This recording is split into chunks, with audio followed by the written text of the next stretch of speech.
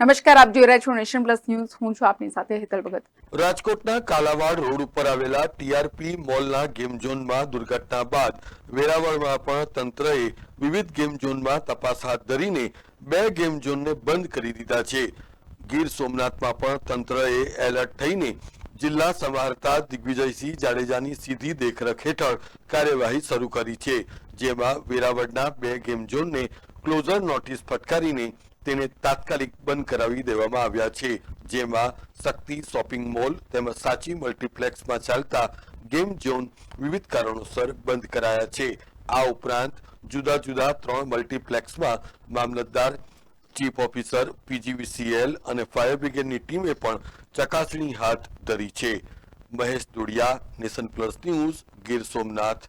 સમાચારોના સતત અપડેટ મેળવવા માટે અમારી નેશન પ્લસ ન્યૂઝની યુટ્યુબ ચેનલને સબસ્ક્રાઇબ કરો, બેલ આઇકન દબાવો અને જોડાયેલા રહો ફેસબુક, ઇન્સ્ટાગ્રામ અને ટ્વિટર પર.